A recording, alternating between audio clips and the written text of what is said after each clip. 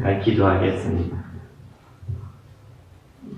사랑의 아버지 하나님, 세상에 많은 소문들이 있지만은 저희들 이곳에 불러주심에 감사를 드립니다. 아버지께서 오늘도 우리 예배를 받으시고 금양하여 주시옵소서.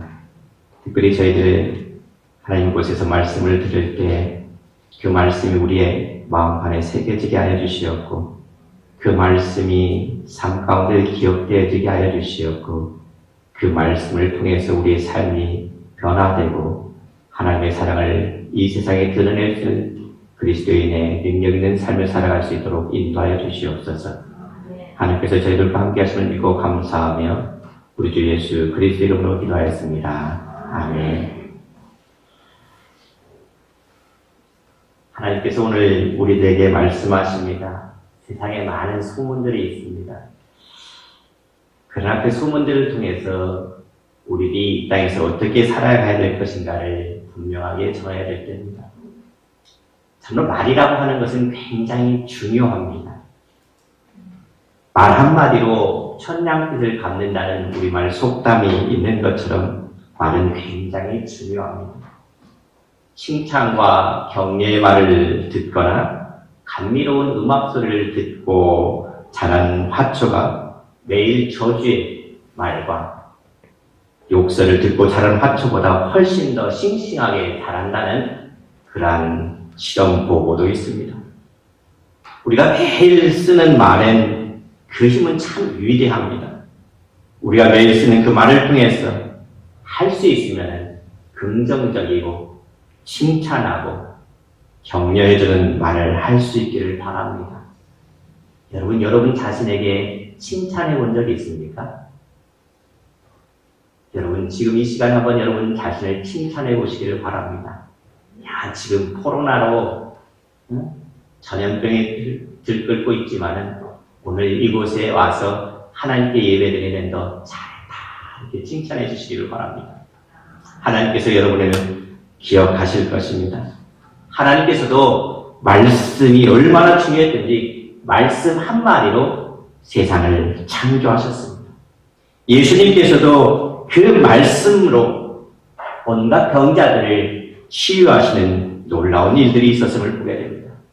그러므로 이 말씀을 들음으로써 사람의 인격이 변화되고 구원의 역사가 이루어지게 되는 것입니다. 하나님의 말씀이 그러면 이렇게 중요하다면 우리는 하나님의 말씀을 어떻게 들어야 할 것인가요? 그 하나님의 말씀을 들을 때 우리의 자세가 어떠해야 되는지 보시기를 바랍니다. 오늘 이곳 예배당에 오신 것이 가장 중요한 목적이 여러분 무엇입니까? 어찌 보면은 하나님의 말씀을 듣기 위함인 줄 압니다. 아마 세상적으로 보면은 설교보다 더 재미있고 감동적이고 더 유익한 연설들이 얼마나 많이 있는지 모릅니다. 그러나 여러분들은 오늘 그 모든 것을 다 제쳐두고 이곳에 와서 하나님 앞에 예배드리며 하나님의 말씀을 듣고 있다는 것입니다. 하나님께 예배하며 하나님의 말씀을 듣기 위해서 이곳에 모인 여러분에게 하나님의 크신 은혜가 있기를 바랍니다. 사람의 말을 듣기 위해서라면 훨씬 더 많이 배우고 훨씬 더 재미있고 유익하고 감동적으로 말 잘하는 그 말쟁이들이 얼마나 많이 있습니까?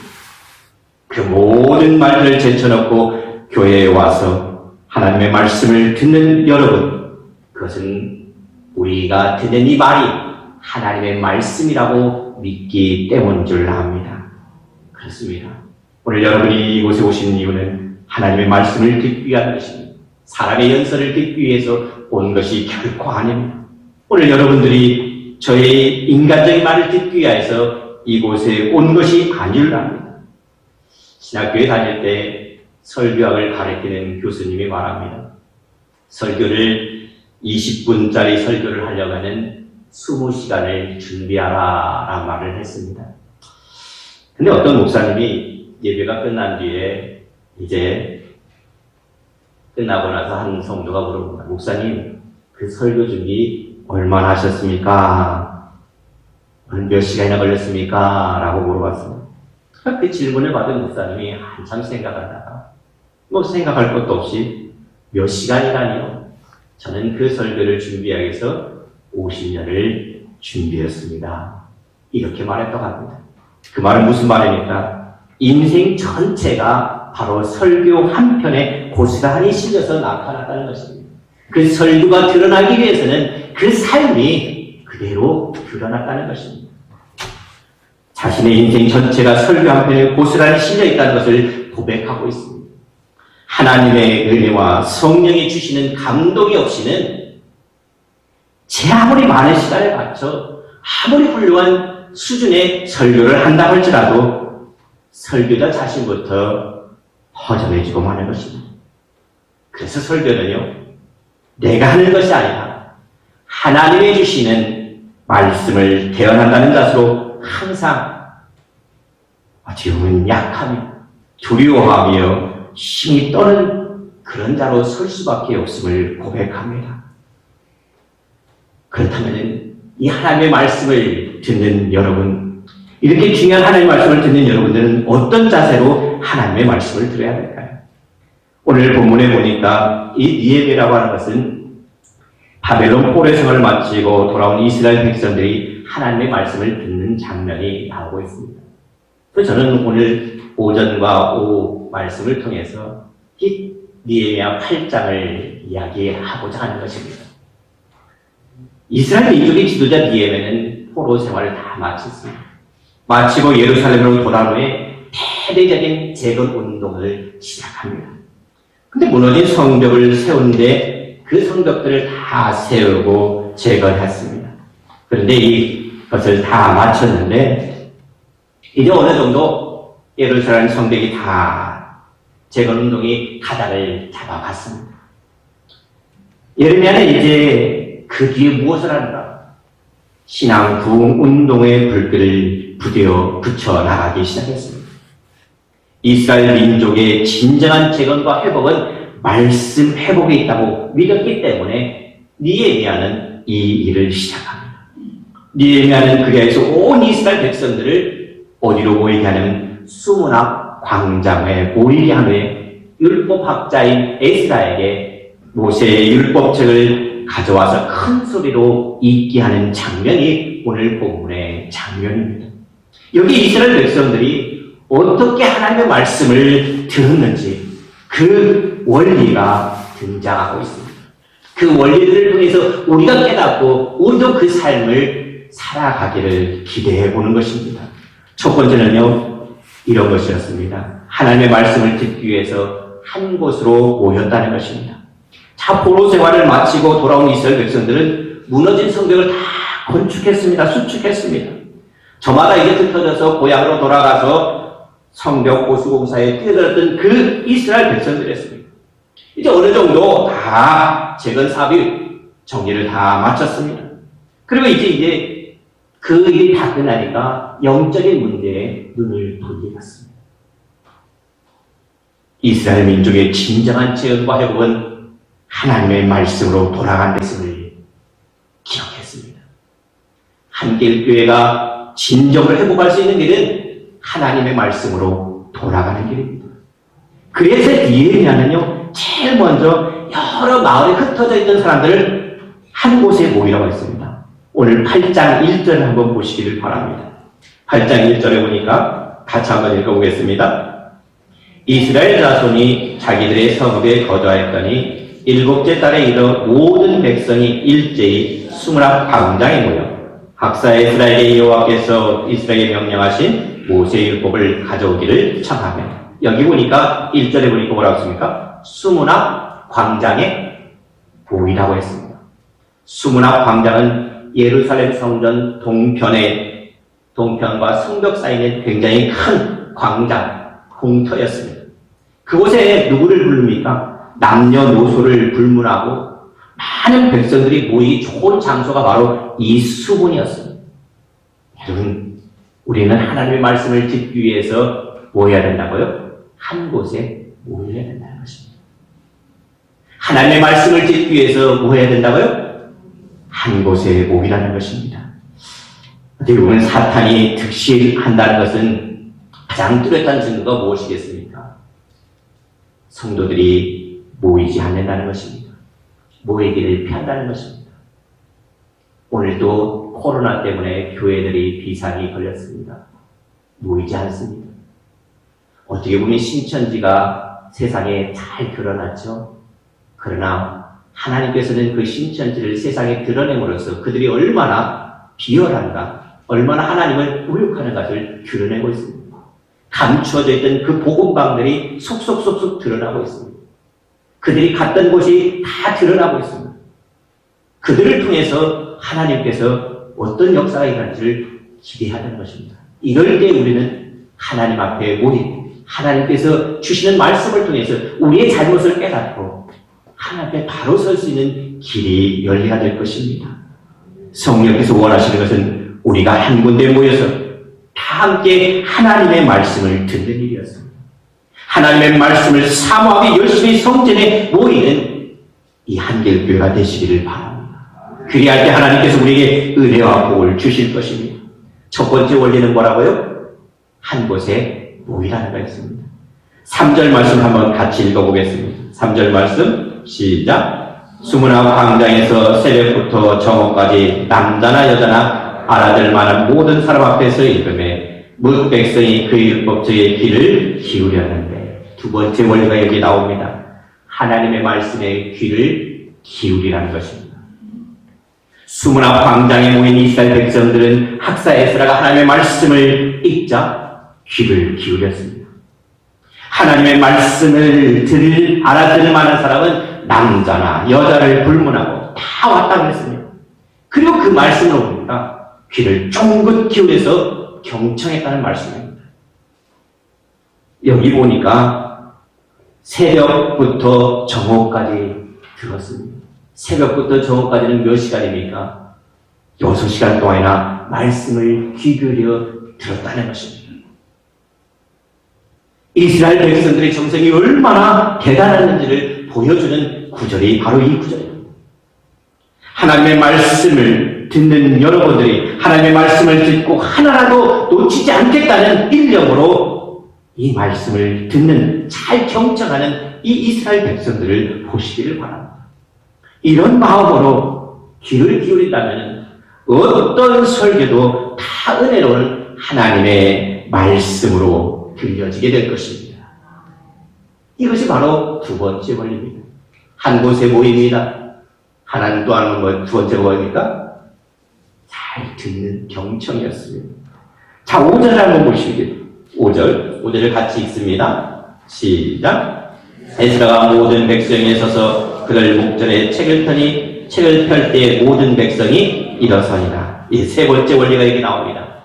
모든 백성이 말씀을 펴서 읽을 때 어떻게 했다고요? 일어나니라. 일어났다는 것은 하나님의 말씀에 대한 존경을 표하는 것입니다. 에스라는 임시로 만든 높은 단에 올라가 하나님의 말씀을 펼쳤기 때문에 누구든지 그 말씀을 볼 수가 있었습니다. 그런데 중요한 것은 율법책을 펼 때 모든 백성들이 일어섰다는 것입니다. 여러분이 일어선다는 것은 무엇을 말합니까? 하나님의 말씀에 대한 지극한 존경을 표했다는 말씀입니다. 우리나라에서도 높은 분이 들어오면 어떻게 합니까? 앉아있다가도 일어서지 않습니까? 그것이 뭡니까? 존경의 표시로 그렇게 하는 것입니다. 여러분, 우리 예배 전에 왜 일어나서 찬송하고 교동을 하십니까?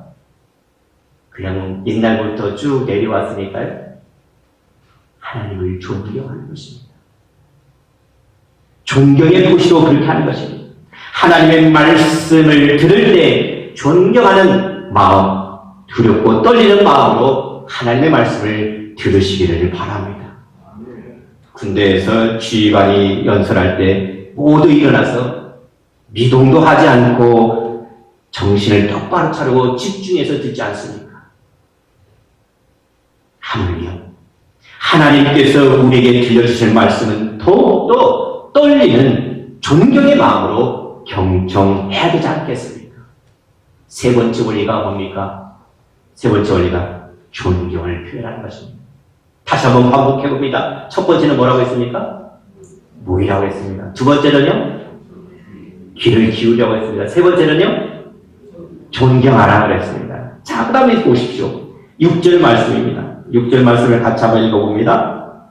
시작. 에스라가 위대하신 하나님 여호와를 송축하며 모든 백성이 손을 들고 아멘 아멘 하고 응답하고 몸을 굽혀 얼굴을 땅에 대고 여호와께 경배하니라. 자, 여기 보니까 또 하나의 원리가 나옵니다. 손을 들고 뭐라고 합니까? 아멘 아멘 하고 응답했다는 것입니다. 몸을 굽혀서 땅에 얼굴을 땅에 대고 여호와께 경배하니라 라고 말하고 있습니다. 에스라가 위대하신 하나님 말씀을 찬양했을 때 온 백성들이 손을 높이 들고 아멘 하고 응답했다는 것입니다. 그리고 나서 얼굴을 땅에 대고 주님께 경배했습니다. 여러분, 우리가 하나님의 말씀을 들을 때 아멘을 잘 할 수 있기를 바랍니다. 아멘이라는 말은 진실로 그런 줄로 믿습니다 하는 긍정과 시인의 말입니다. 하나님의 말씀이 참 말씀이고 하나도 그릇된 것이 없다면 언제나 아멘으로 화답하는 여러분이 되시기를 바랍니다. 그리하면 그 말씀이 여러분의 영혼을 살찌게 하고 여러분의 삶을 윤택하게 할 것입니다. 고린도후서 1장 20절 말씀에 보니까 바울은 이렇게 말합니다. 하나님의 약속은 얼마든지 그리스도 안에서 예가 되니 그런즉 그로 말미암아 우리가 아멘하여 하나님께 영광을 돌릴지니라 라고 말하고 있습니다. 하나님의 이 약속의 말씀에 언제든지 아멘으로 화답하는 한길교회 성도가 되시기를 바랍니다. 9절 말씀을 봅니다. 9절 말씀을 같이 한번 읽어봅니다. 자, 백성이 율법의 말씀을 듣고 다 우는지라. 총독 느헤미야와 제사장 겸 학사 에스라와 백성을 가르치는 레위 사람들이 모든 백성에 이르기를 오늘은 너희 하나님 여호와의 성일이니 슬퍼하지 말며 울지 말라. 자, 6번째, 5번째 비결이 나옵니다. 하나님의 말씀에 눈물로 회개해야 된다는 것입니다. 말씀을 듣고 울었다는 것입니다. 여기 우리가 이스라엘 백성들이 하나님의 말씀을 듣고 다 울었다는 것입니다. 그래서 느헤미야와 에스라 레위 지파 사람들이 야, 오늘은 거룩한 성일이니 울지 마라, 울지 마라 이렇게 타일렀다는 말이 있습니다. 쉽게 말하면은 주일날 하나님의 말씀을 듣는 모든 교인들이 하나님의 말씀을 듣고 너무 은혜가 되어 감동이 되어서 눈물을 흘렸다는 것입니다. 그래서 교인들이 막 감동이 돼서 눈물을 흘리니까 목사님이나 장로님들이 오늘은 기쁘고 좋은 날입니다. 성일입니다. 주일이니 울지 마십시오 하고 위로했다는 것입니다. 예, 느헤미야의 말씀을 통해서 이스라엘 백성들이 하나님의 말씀을 들었을 때 그 말씀을 듣고 울었다는 것입니다. 세상에 보십시오. 여러분들이 세상의 영화나 드라마나 연극을 보면서도 때로는 눈물을 흘리는 사람도 있습니다. 그런데 하나님의 말씀을 듣고 하나님의 말씀을 읽을 때는 얼마나 무덤덤하고 아무 감동도 없이 듣는지 모릅니다. 하나님의 말씀을 듣고 읽을 때 하나님께 대한 감동이 있기를 바랍니다. 하나님의 말씀을 듣고 흘리는 눈물은 이 세상의 그 어떤 눈물보다도 아름답고 가치 있고 귀중한 눈물임을 기억하시기를 바랍니다. 하나님의 말씀을 들을 때 겸비한 마음으로, 회개하는 마음으로 그 말씀을 듣는 여러분이 되시기를 바랍니다. 이것이 바로 5번째 원리입니다. 6번째 원리가 있습니다. 본문 9절부터 쭉 12절까지 쭉 보니까는 이스라엘 백성들이 하나님의 말씀을 듣고 눈물을 흘리자 에스라, 느헤미야, 레위 등등 모든 지도자들이 나와서 백성들을 위로합니다. 아까도 말했듯이 오늘은 주일이니 뭐 하지 말자고요? 슬퍼하지 말라. 슬퍼하지 말고 집에 돌아가 먹고 마시고 즐겁게 보내라는 것입니다. 어떻게 보면 눈물은 아름답고 귀한 것이지만 그렇다고 마냥 눈물만 흘리고 눈물에 젖어 있어서는 안 됩니다. 지나친 슬픔은 죄악인 것입니다. 어두움 후에 빛이 오고 겨울 뒤에 봄이 찾아오듯이 눈물이 지난 뒤에 웃음이 있어야 되는 것입니다. 한길교회의 그 어려운, 그 고난의 뒤에는 반드시 기쁨과 하나님의 승리의 나팔이 울려 퍼지게 될 것입니다. 우리 그리스도인들에게 어떻게 보면 회개의 눈물을 흘린 후에 용서와 평강의 웃음이 찾아오듯이 우리 안에 이 기쁨이 회복되기를 바랍니다. 웃음과 기쁨을 회복할 수 있기를 바랍니다. 10절 후반절에 보니까 니에미아는 분명히 말합니다. 니에미아가 또 그들에게 이르기를 너희는 가서 살진 것을 먹고 단 것을 마시되 준비하지 못한 자에게는 나누어 주라. 이날은 우리 주의 성일이니 근심하지 말라. 여호와로 인하여 기뻐하는 것이 너희의 힘이라 라고 말합니다. 이날은 무슨 날이라고요? 주의 성일이 뭐 하지 말라고요? 근심하지 말라 그랬습니다. 여러분이 가지고 있는 근심 다 내려놓으시기를 바랍니다. 여호와를 기뻐하는 것이 너희의 힘이라 말합니다. 하나님의 말씀은 눈물과 슬픔으로 끝나는 것이 아니라 웃음과 기쁨으로 끝난다는 것입니다. 눈물과 슬픔은 더욱 의미 있고 찬란한 웃음과 기쁨에 이르기 위한 징검다림을 아시기를 바랍니다. 그러므로 하나님의 말씀을 듣고 하나님으로 인하여 기쁨을 되찾는 여러분이 되시기를 바랍니다. 마지막 7번째가 있습니다. 하나님의 말씀을 들은 뒤에 우리의 삶이 변화되어야 된다는 것입니다. 목사님을 통해서 하나님의 말씀을 잘 듣고 은혜를 받으면 어떻게 될까요? 우리의 삶이 변화되어야 합니다. 제가 한 23년 동안을 이제 목사 안수를 받고 목회를 합니다. 목회를 하는 가운데서 계속 좌절하고 실망하는 것 중에 하나는 하나님의 말씀을 선포합니다. 하나님의 말씀을 선포하고 나서 예배가 끝나고 나가면 성도들이 뭐라고 하냐면 목사님 은혜 받았습니다. 목회 중에는 그렇지 않은 사람도 있지만은 은혜 받았습니다 하고 말합니다. 저는 그 말에 계속 속아서 지금까지 왔습니다. 하나님의 은혜를 받았다고 하는데 그러면 그 다음 주에 아니 몇 년 뒤에는 그 변화된 모습이 있어야 되는데 도무지 변화가 없는 성도들을 바라볼 때 마음이 정말로 좌절되고 실망할 때가 있음을 보게 됩니다. 말씀을 들을 때는 늘 잘 받는 것 같은데 삶 속의 변화는 전혀 일어나지 않는다는 것입니다. 한길교회 그 표 중에 주보의 맨 앞에 뭐라고 써 있습니까? 우리는 바르게 뭡니까? 믿고 바르게 알고 바르게 저는 이 말씀이 굉장히 좋습니다. 맨 마지막에 있는 말씀. 바르게 뭐 하자고요? 살자는 것입니다. 하나님의 말씀을 제대로 알았다면은 바르게 살아가야 된다는 것입니다.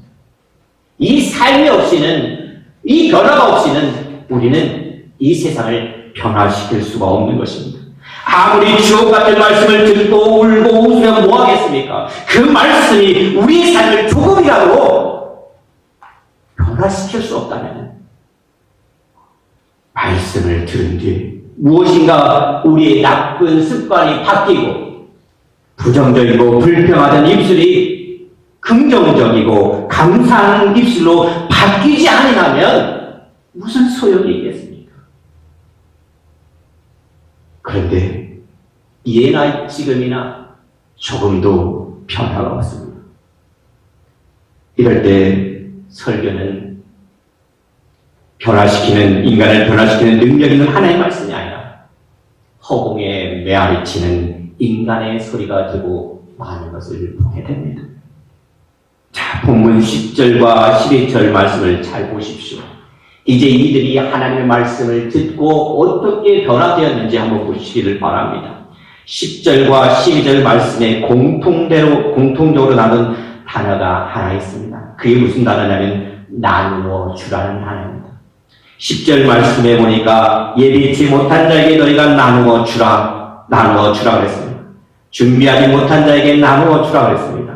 또 12절에 보니까 모여 곧 가서 먹고 마시며 나누어 주고라고 말하고 있음을 보게 됩니다.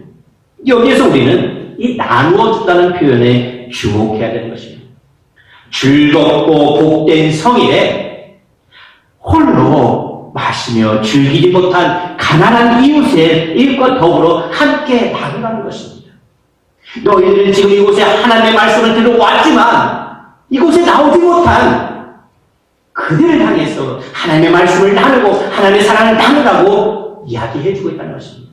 그 말을 듣고 이스라엘 백성들은 12절에서 모든 백성이 곧 가서 먹고 마시며 나누어 주었다라고 말했습니다.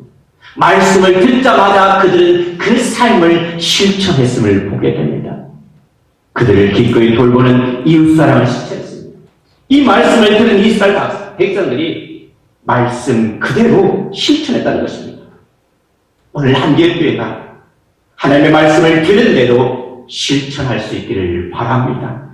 한 말씀을 들으면 조금이라도 실천하려고 노력해 보시기를 바랍니다. 조금이라도 여러분의 습관이나 성품이나 삶의 자세가 변화되시기를 바랍니다. 하나님의 말씀은 살아있다고 했습니다. 히브리서 4장 12절 말씀을 보니까 하나님의 말씀은 살아있고 운동력이 있어 좌우의 날씨는 어떤 검보다도 예리하다고 했습니다. 하나님의 말씀이 살아있다는 것입니다. 말씀이 살아있다는 것이 무엇입니까? 말씀이 살아있다는 것은 내가 한 그 말대로 사람들이 움직이는 것입니다. 하나님의 말씀이 살아있다는 것은 하나님의 말씀 들은 우리들이 그대로 움직인다는 것입니다. 그러나 하나님의 말씀이 살아있지 못한 것은 하나님의 말씀을 들었는데도 하나님의 말씀을 읽었는데도 내 생활이 그대로 따라가지 않으면 그 말씀은 살아있지 못한 것입니다. 여러분 하나님 말씀을 듣다가 저거 나한테 하는 말이구나 그런 적이 있습니까? 그것이 바로 하나님의 말씀이 살아있다는 증거인 것입니다. 꼭 저 말 누가 들어야 될 텐데 어떤 집사가 들어야 될 때 어떤 권사님이 들어야 될 때 참 그런 말은 뭐 자기한테 하는 소리일 것입니다. 그 말에 여러분 기울이시기를 바랍니다. 하나님의 말씀을 들을 때 그 말씀이 나에게서 능력이 되기 위해서는 내가 그 말씀대로 살아내야 되는 것입니다. 말씀을 듣고 변화되기를 사모하시기를 바랍니다. 기독교의 위기는 말씀의 위기인 것입니다. 어떻게 보면 이 강단의 위기인 것입니다. 여러분 교회에 오지 않아도요 얼마나 많이 말씀을 들을 수가 있습니까? 홍수 속에 마실 물이 없는 것처럼 말씀의 기갈이 이 시대가 아닌가 생각해 봅니다. 하나님의 말씀이 강당에서 선포되고 있지만 그 하나님의 말씀을 듣기 어려운 시대가 바로 오늘 이 시대가 아닌가 생각해 봅니다. 한길교회는 설교자들이 하나님의 입이 되어서 생명과 진리만 선포될 수 있기를 바랍니다. 한길교회는 설교 30분이 죽은 자를 일으키는 30분이 되기를 바랍니다. 한길교회는 온 성도들이 말씀으로 우려받고 변화되기를 간절히 바랍니다. 기도하겠습니다. 하나님, 우리들은 하나님의 말씀을 들었습니다.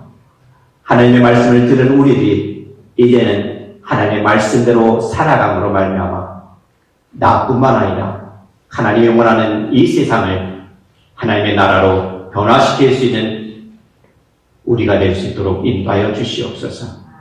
하나님께서 이 교회 함께 하심을 믿고 감사하며 우리 주 예수 그리스도 이름으로 기도하였습니다. 아멘.